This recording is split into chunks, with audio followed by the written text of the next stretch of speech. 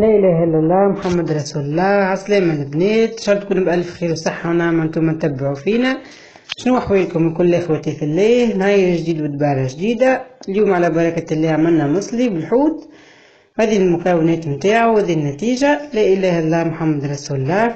تنساوش دعمكم لينا في القناه، واللي مش مشتركين معنا تفضلوا يدخلوا في القناه وفعلوا زر الجرس باش يوصلكم كل جديدنا، وما تنسونيش في اللايك والتعليق السمحه. لا اله الا الله محمد رسول الله. المصلي سهل برشا، وللمصلي كيف نحتاج المكونات اللي باش تشوفوهم معنا. تبعوا معنا للاخر باش تشوفوا المكونات وتعرفوا طريقة تحضيرها كما غادي تتبعوا معنا. عندي بصل ورند وفلفل اكحل وملح وكركب وشوية زيت، وعندي كيف الحوت اي نوع تاخذوه حوت، وعندي شوية ثوم وبطاطا وبصل وشوية طماطم. لا اله الا الله محمد رسول الله. خديت الصينية متاعي باش نحط فيها المكونات هذوما الكل، لكن بالترتيب. باش نبداو بالبطاطا كما شفتوا كي فرشتها في القاعة. انا عندي بطاطا مسموطة استغليتها في الطبق هذايا.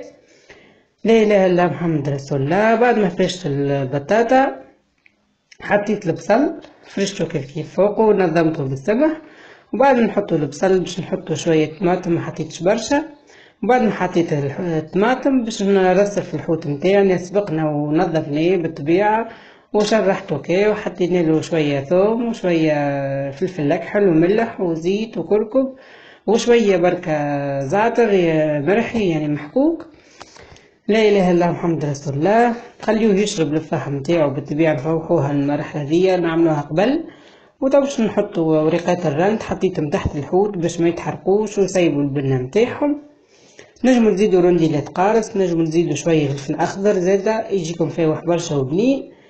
وتو باش نعمل الصوص نتاعنا اللي باش نمرق بها، اللي هي شوية ثوم اللي كان في المهراز، وزدتو شوية فلفل اكحل، نزيدو شوية ثوم وشوية كركم وشوية ملح وبالطبيعة الزيت، وباش نحطو شوية ماء ما نكثرش كما قلت لكم. الخضرة الكل باش تهبط الماء نتاعها، والحوت كيف صايب الماء نتاعو، وزيد البطاطا طايبة يعني ما نكثروش برشا ماء. لا اله الا الله محمد رسول الله. حطيتهم في السحفة اللي كان فيها الحوت، يعني استغليت الفحم الكل. لا اله الا الله محمد رسول الله. نقدر نحرك فيه مليح مليح لين يذوب الملح نتاعنا والفاح يدخل في بعضه، نحركوا الميلونج نتاعنا بالسمع وكان نسقيوه. نحطوا الصوص من الجناب يعني ندخلوها، ما نصبوش فوق الحوت باش ما الفاح ما يتنحاش، ونحطوه في الكوسه. وهذه الرز البلا نتاعنا. ان شاء الله يعجبكم البلا نتاعنا وتجربوا المنيو اللي طيبناه. لا اله الا الله محمد رسول الله. تنساوش دعمكم لينا في القناة، واللي مش مشتركين تفضلوا يدخلوا معنا فعلوا زر الجرس توصلكم كل جديدنا.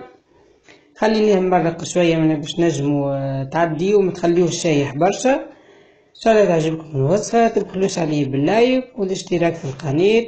خليت لكم الخير والسلامه. ان شاء الله نتقابلوا في فيديو قادم وبالسلامه.